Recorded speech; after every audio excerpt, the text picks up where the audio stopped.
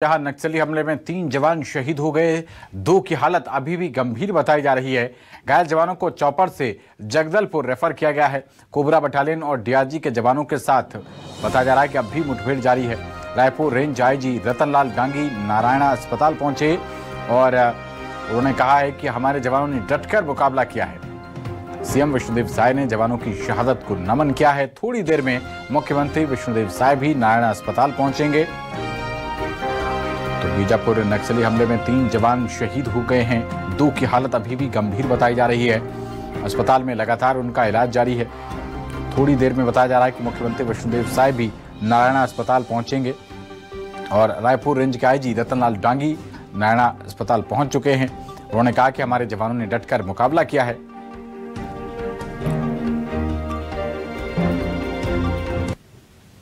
जो सुकमा ज़िले में टेकलागुड़ा में जो घटना हुआ था उसमें 8 जवानों को बेहतर इलाज के लिए जो है रायपुर लाया गया। उसमें से 4 जवान जो है यहाँ पर भर्ती है और जो 4 जवान है उनको बालाजी हॉस्पिटल में भेजा गया।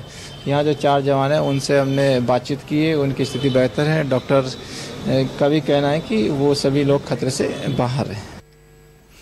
और खबर पर ज़्यादा जानकारी के साथ हमारे संवाददाता सत्या राजपूत जुड़ रहे हैं।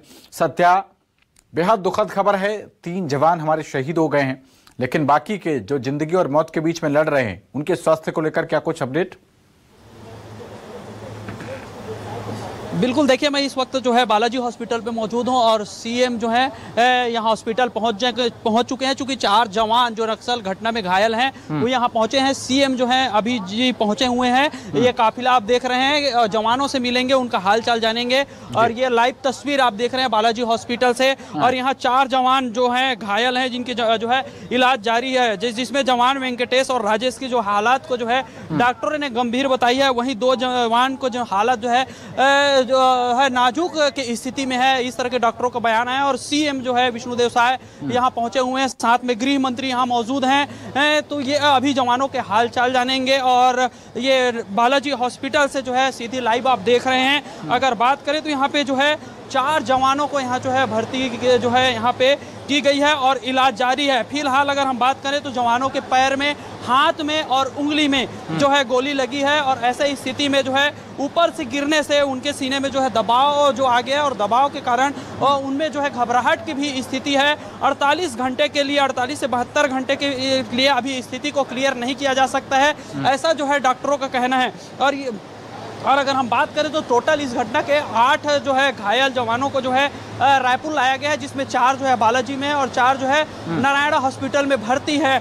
और इनकी जो है हालत अभी जो है क्लियर रूप से नहीं कहा जा सकता है कि खतरे से बाहर है, ऐसा डॉक्टरों का कहना है। अगर इसमें बात करें तो मुख्यमंत्री का भी बयान आया है, उसमें उन्होंने स्पष्ट तौर पे कहा है कि ये जो है नक्सली जिसको अपना क्षेत्र मानते थे वहां पर जो है जवान पहुंच गए, वहां कैंप बनाए जा रहे हैं। ऐसे में जो है ये बौखलाहट है और इस बौखलाहट के कारण नक्सली इस तरह के कायराना हरकत को जो है अंजाम दे रहे हैं। तो ये जो बयान जो है मुख्यमंत्री का आया है और इसको लेकर जो है पार्टी से कई तरह के भी जो है यहाँ पे बयान आए हैं। सरकार में लगे लोग जो है पुलिस यहाँ पे जो है लगातार जो है बयान तो जो आ रहा है कि इस घटने का जो है बदला जरूर लिया जाएगा, इस तरह के भी बयान जो है सामने आ रहे हैं। तो फिलहाल जो है मुख्यमंत्री जो है बालाजी हॉस्पिटल पहुंचे हुए हैं। मुख्यमंत्री के साथ जो है गृह मंत्री भी यहाँ पे जो है मौजूद हैं। बिल्कुल सत्या, उप मुख्यमंत्री अरुण साव और विजय शर्मा से न्यूज़ 24 ने बात की थी और वो भी यही कह रहे थे कि बहुत ज्यादा करारा जवाब आने वाले वक्त में अब दिया जाएगा।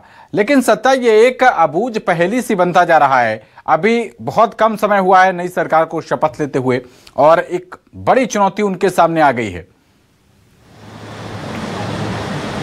बिल्कुल, ये नक्सलवाद जो है छत्तीसगढ़ के दामन में एक दाग है और इसको सफाया करने की जो है कोशिश करने की बात जरूर होती है। लेकिन अभी तक की स्थिति जो है अगर हम बात करें तो पिछले सरकार का भी यही दावा था कि हम जो है नक्सली को पीछे खदेड़ दिया है, लेकिन घटनाएं होती रही है। अभी जो है सरकार बदलने के बाद जो है वर्तमान में प्रदेश में बीजेपी की सरकार है और इनका भी यही दावा है कि हम जो है नक्सलियों के क्षेत्र में, नक्सलियों के जो है क्षेत्र में पहुंचकर वहां कैंप खोल रहे हैं, लोगों को राहत दिला रहे हैं, नक्सलवाद से निजात दिला रहे हैं, लोगों को मूलधारा में जोड़ रहे हैं। इसीलिए जो नक्सली बौखलाए हुए हैं और इस तरह की घटना को जो अंजाम दे रहे हैं। तो लगातार जो ये बयान का दौर जारी है, लेकिन अभी तक के जो है नक्सल के जो समस्या है उसका समाधान कैसे निकलेगा, इससे जो है निजात कैसे मिलेगा, इसका स्पष्ट रणनीति सामने नहीं आया। लेकिन दावा जरूर किया जाता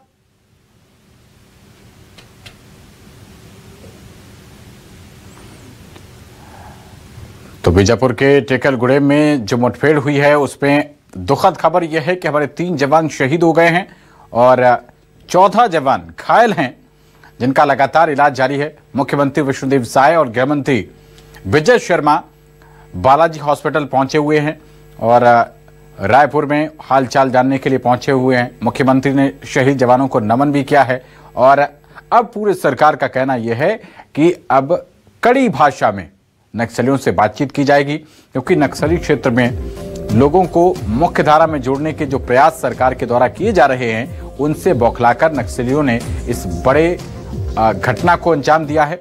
घात लगाकर ये हमला किया गया और जवानों का हालचाल लेने के लिए बालाजी अस्पताल मुख्यमंत्री विष्णुदेव साय पहुंच चुके हैं। उनके साथ उप मुख्यमंत्री, जिनके पास गृह मंत्रालय का भी प्रभार है, विजय शर्मा, वो भी उनके साथ हैं और हर कोई प्रदेशवासी अब और प्रदेशवासियों के साथ साथ हर देशवासी जिसको भी इस घटना का पता चल रहा है वो जवानों की सलामती के लिए दुआएं कर रहा है, प्रार्थना कर रहा है।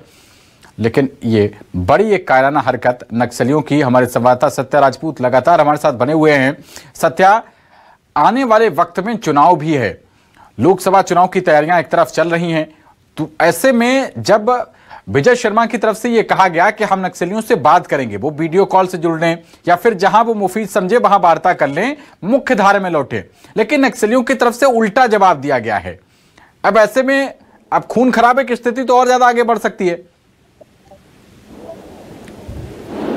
देखिए, सरकार की ओर से पहल करने की बात की जा रही है कि अगर जो है नक्सली मुख्य धारा में जुड़ना चाहते हैं तो उसके लिए नक्सली उन्मूलन, घर वापसी जैसे तमाम योजनाएं जो है प्रदेश में संचालित की जा रही है। अगर नक्सली अपनी धारा को छोड़ के मूल धारा में जुड़ते हैं तो उनके लिए सरकारी नौकरी, जगह, जमीन, घर, तमाम चीजों की जो है सुविधा जो है दी जाती है। उसके बावजूद भी अब तक जो है सफलता नहीं मिली है। अब इस बार जो है बीजेपी को सरकार में भी दावे किए जा रहे हैं कि नक्सली चर्चा के लिए तैयार है और जहां भी बुलाएंगे वहां हम जाएंगे, चाहे वीडियो कॉन्फ्रेंसिंग से बात करें और सीधे तौर पे बात करें, इसके लिए हम तैयार है। लेकिन नक्सलियों का ये जो है बातचीत के लिए वो तैयार नहीं है, क्योंकि एक विचारधारा ये बन गया है और अगर इसमें बात करें तो जो नक्सली है वो छोड़ना नहीं चाहते। हालांकि बीच बीच में ये दावे जरूर आ रहे हैं कि अब नए भर्ती के लिए उनको जो है जवान नहीं मिल रहे हैं, लोग नहीं मिल रहे हैं कि वो अपना जो है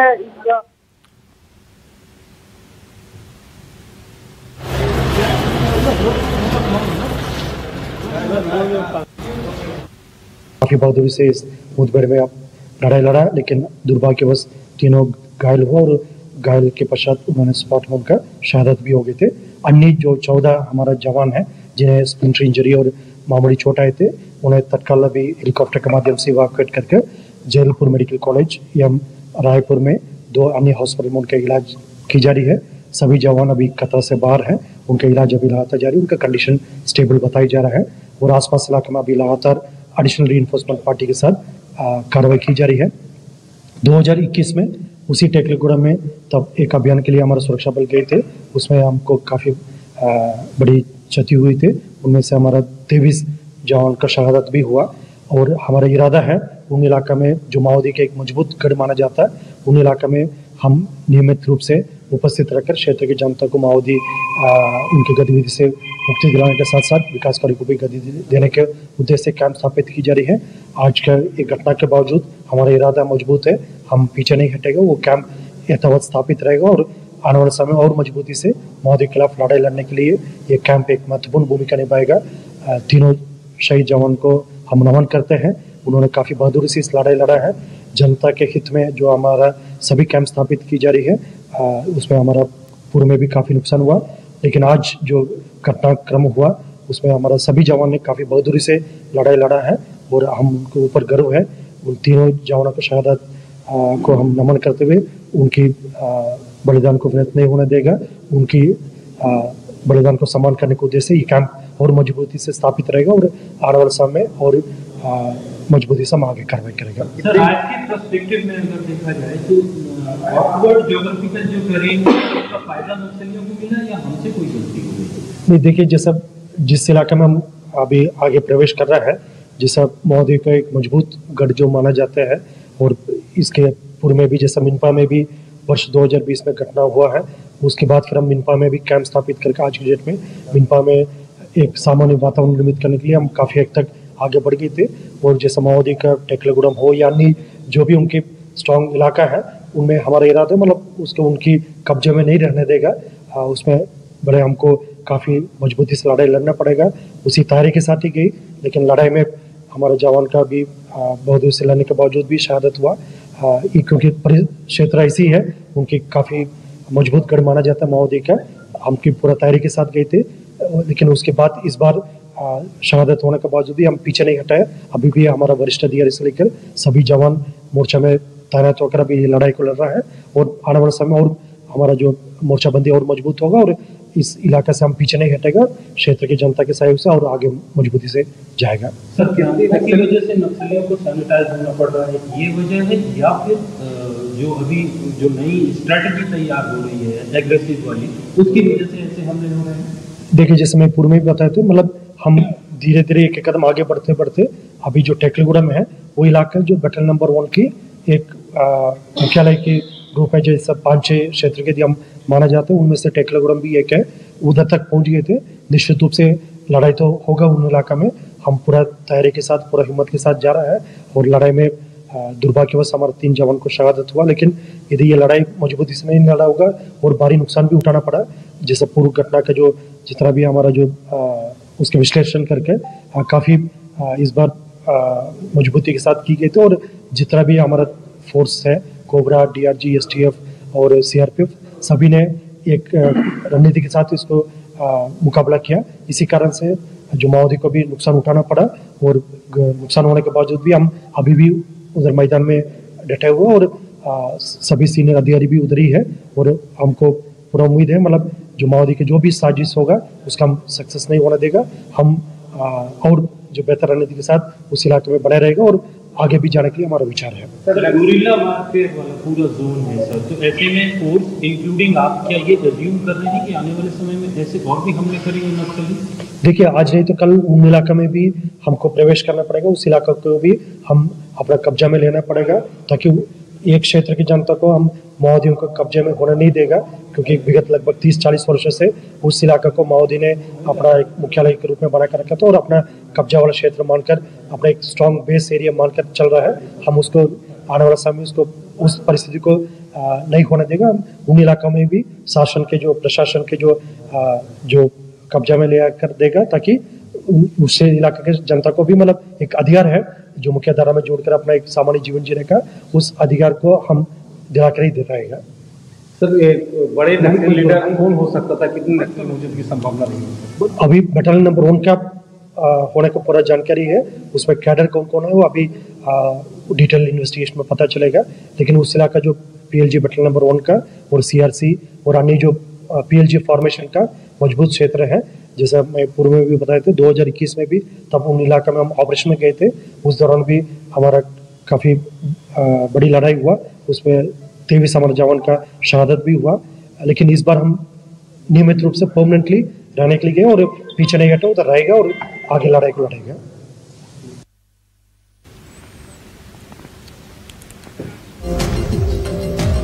तो बीजापुर में ये बड़ा हमला हुआ है। हमारे संवाददाता सत्या राजपूत लगातार हमारे साथ बने हुए हैं। सत्या, मुख्यमंत्री पहुंचे हैं, उनके साथ गृह मंत्री भी हैं।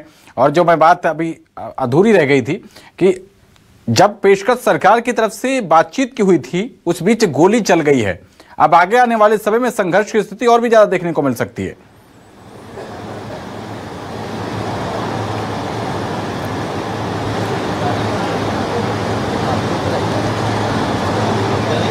सत्या, क्या आप मुझे सुन पा रहे हैं?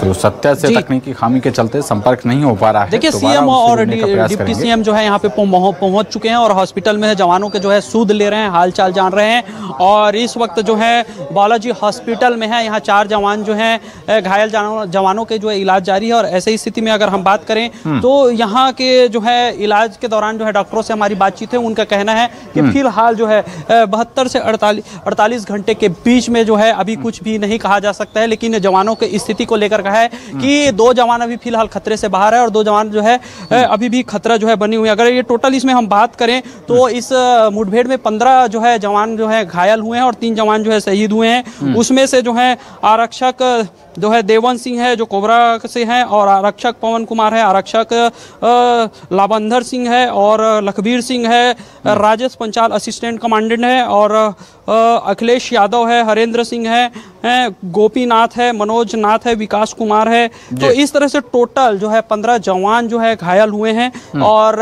इस 15 में से 8 जो है घायल जवानों को जो है रायपुर लाया गया, और उसमें से बालाजी और नारायणा हॉस्पिटल में इनका जो है इलाज जारी है। और घायल जवानों से मुख्यमंत्री डिप्टी सीएम जो है मिलने पहुंचे हुए हैं।